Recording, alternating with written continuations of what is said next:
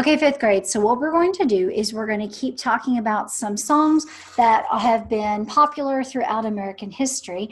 And like I said, we're going to be talking about the gold rush that happened in American history. A lot of people think that the only place there was a gold rush was in California, but oh no, it happened in a few other places. Now, during the 19th century, well, also known as the 1800s, we saw several areas where there was a rush on gold wherever it could be found and mined, okay? Obviously, the most popular one was the 1849 California gold rush. But even before that, there were around that same time, oh, I'm sorry, I am correct. It was before that. The Carolina Gold Rush took place in North Carolina. So in 1799, there was gold that was discovered in, I think it's Cabarrus County in North Carolina. This was later named the Reed's Gold Mine after the 12-year-old Conrad Reed. He was the son of Johannes Reed. Not knowing that what his son had actually found, the boy Conrad had picked up a 17-pound gold nugget to be used as a doorstop for the next few years. So they had no clue for a few years that the doorstop at their house was actually a 17-pound gold nugget. I know, right? That's a pretty hefty piece of gold. A jeweler had come by, recognized that it was gold, and offered to buy it. But when word got out about this particular gold nugget that was found in this mine around 1802, the Carolina Gold Rush was on.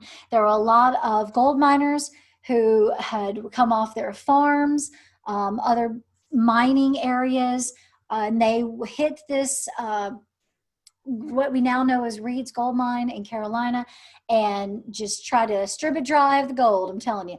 By 1835, so much gold was being discovered in North Carolina that President Andrew Jackson actually decided to establish the U.S. Mint in Charlotte, North Carolina, to process all this gold.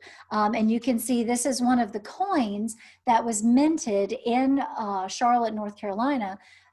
And if you look at the date here, 1839, this was printed shortly after the Carolina Gold Rush had begun. This particular piece of gold is actually worth $5, and it's a coin maybe about that big around, and it's worth $5. Yeah, so imagine having a whole bunch of those. During the Civil War, though, the mint was shut down where they were making these gold coins. The building was repurposed. And in the mid 20th century, the building that this was done in was supposed to be demolished, but it was saved by a historical society. And today it houses the Mint Museum, which displays art and design from money from all around the world in this particular museum. Okay. Now, the next gold rush took place in Georgia. Now, the Georgia Gold Rush started actually in 1829. Well, some people like to say that it started back even earlier than that. There's about 5 different stories as about when people were actually first to discover gold in southeast Georgia. There's a claim that goes back as far as 1540.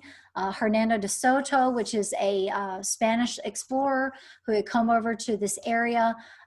He led an expedition in what we now know as Georgia, and he met a young American Indian who showed the Spanish explorers how they melted, mined, and refined the gold.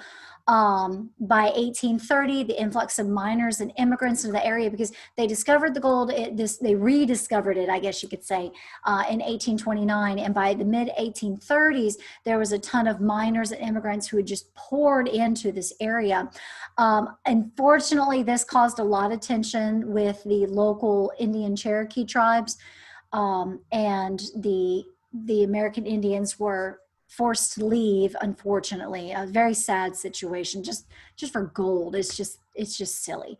So now there was also the gold that was coming out of this mining area was actually sent over to that mint warehouse where we talked about in the Carolina Gold Rush that President Jackson had set up, because this was gold coming out of not only Carolina, but it was coming out of Georgia, and it was all going to this location to be minted.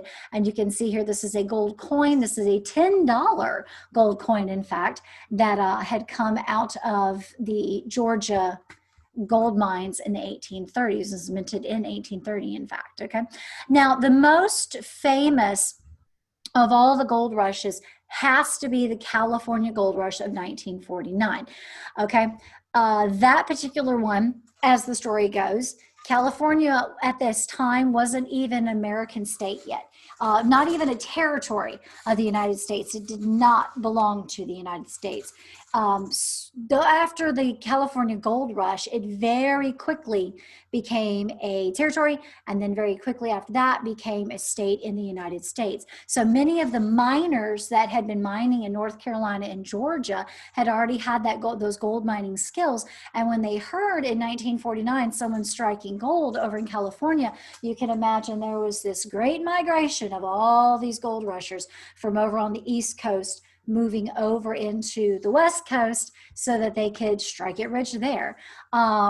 Now, this was another influx of gold coming into our economy. And from there, it encouraged a lot of companies to start moving into this area and start setting up the official mint of San Francisco. You see businesses such as Moffett and Company.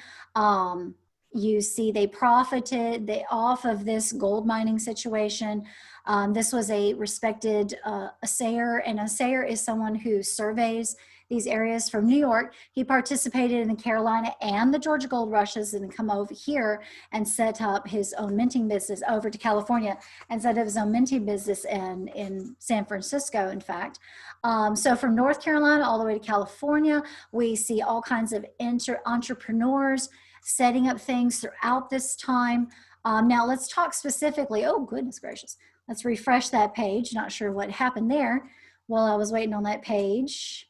So we are going to give that a second to refresh. Okay, now we can see it. So this discovery of gold over in California was in January 24th, 1849.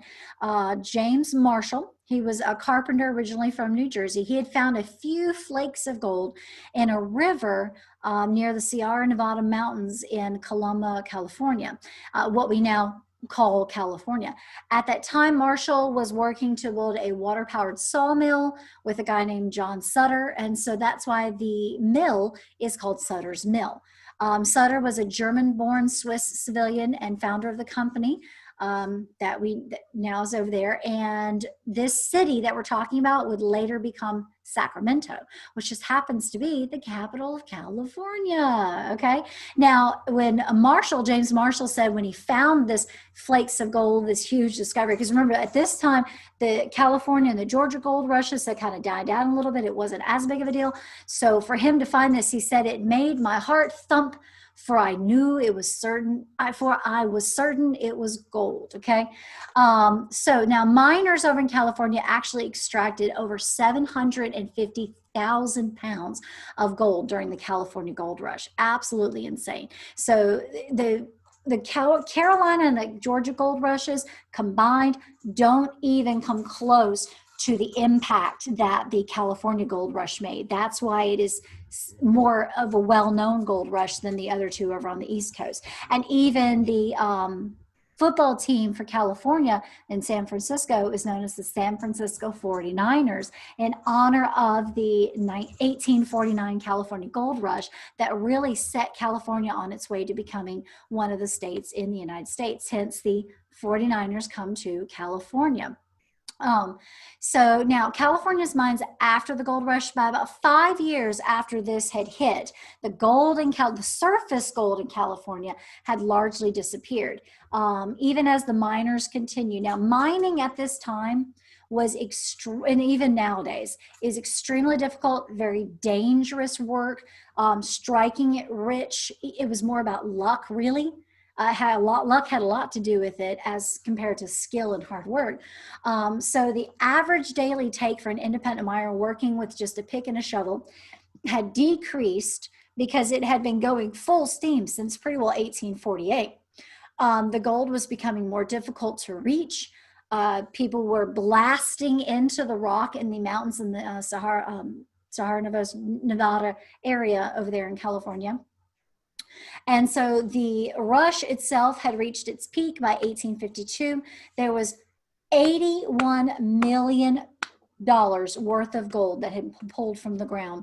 After that year, it started to decline. We see by 1857, about 5 years after the peak of it, they had only pulled 45 million out of the ground.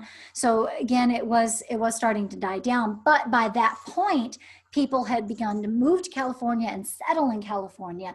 And by that time, by the end of the 1850s, the population of the state had grown to 380,000. That's a big deal for being about a 10-year span, that many people blasting into what we now know as California, okay?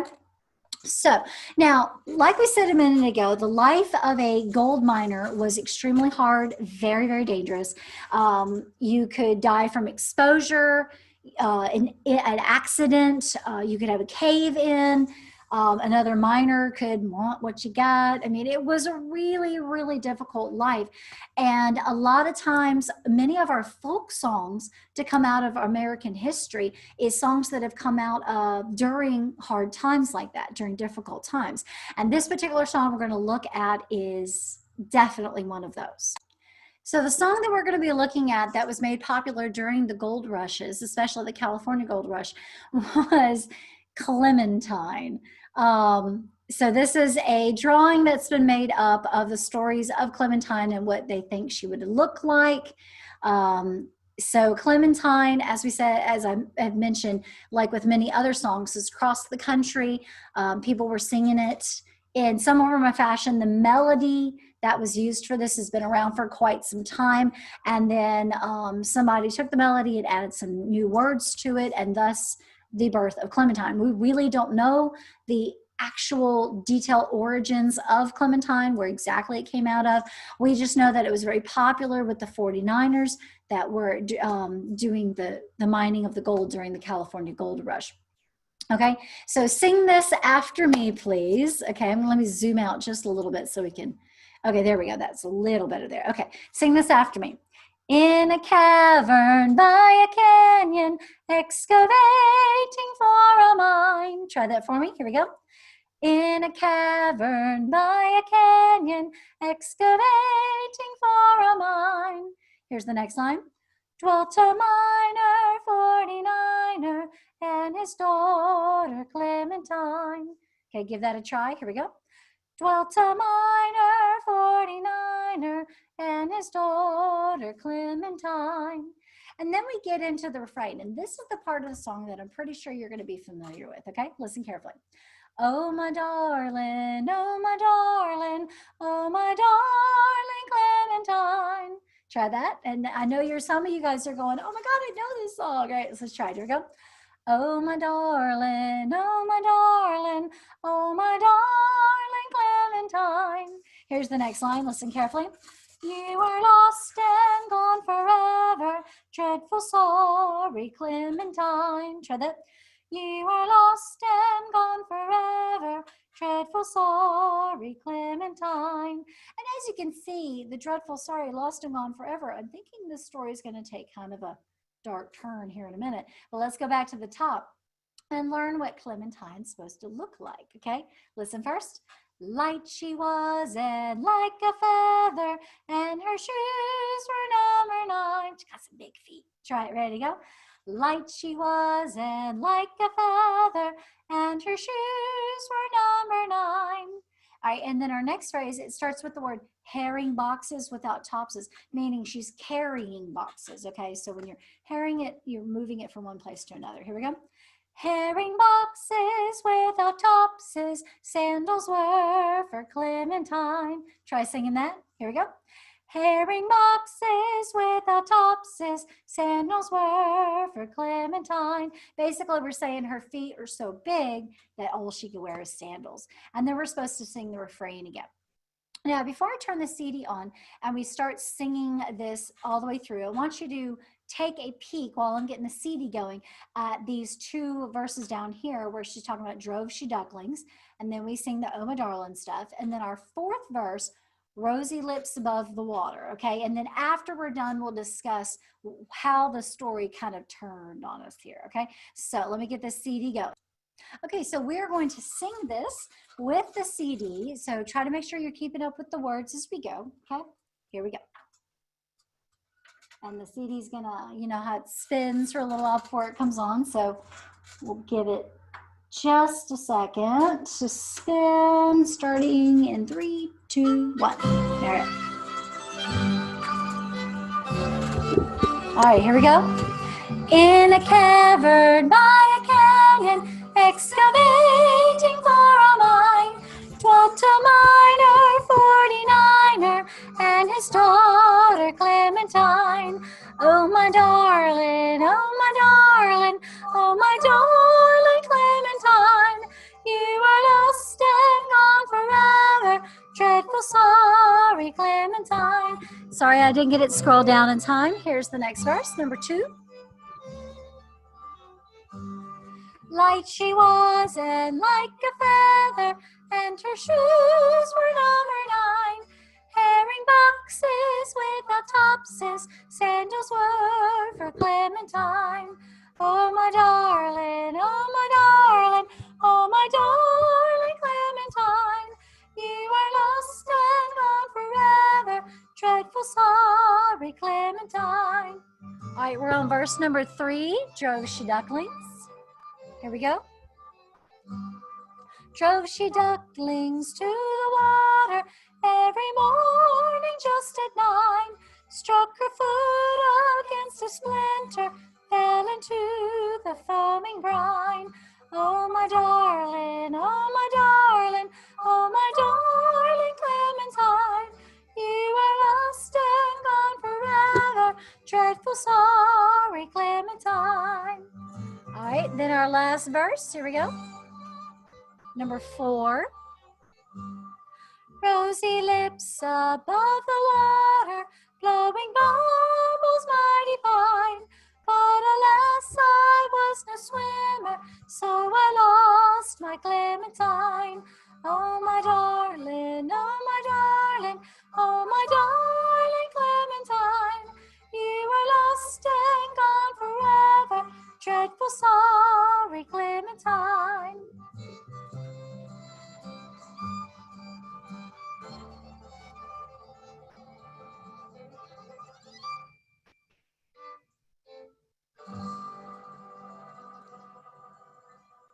Now there's way more than just those 4 verses for the song Clementine. So if we come down here, we look that one of the other verses is, how I missed her, how I missed her, how I missed my Clementine, but I kissed her little sister, I forgot my Clementine. Oh my goodness. So as you can see, there's way more verses, this one right here. So the basic moral of the story is Clementine was this 49er's daughter, and she ended up hitting her foot on something near some water when she was taking some ducklings down to the water to swim and drink, ended up falling into the water. She couldn't swim, and neither could her true love apparently, and she unfortunately, ruby lips above the water, blowing bubbles mighty fine, she didn't make it. And then apparently, according to this other verse here, her true love kind of true love's on somebody else. So it's, yeah, it's kind of a sad story, but at the same time, it's in a weird way supposed to be funny. It says to lift the spirits of the 49ers, and they would actually take this and create lots of other verses. And this is supposed to be kind of considered a nonsense song. It's not really supposed to make a lot of sense, as you can see from these strange words we were just, yeah, so Clementine was never really someone who actually existed as far as historians can tell. So it was just a person, nobody was making fun of somebody in particular. It was just a person that they had made up and made the story about. And you could hear a lot of these miners singing the song and adding new verses and coming up with their own stuff as a way to kind of lift their spirits and pass the time as they are working. Okay. All right. So I hope you enjoyed yet another song about our American history. And what I need you guys to do now is go take your quiz. Your quiz is linked in the description below this video on YouTube. If you're watching this on Schoology, the quiz is embedded in your folder for this week on Schoology. And it also can be found at a link on my website if you came from over there. So just no matter how you get there, make sure you go take your quiz. I look forward to seeing your answers on that and giving those names of those people who take their quiz to their teachers so you can get credit for completing your music lesson this week. Okay, so I will see you guys next week. Bye.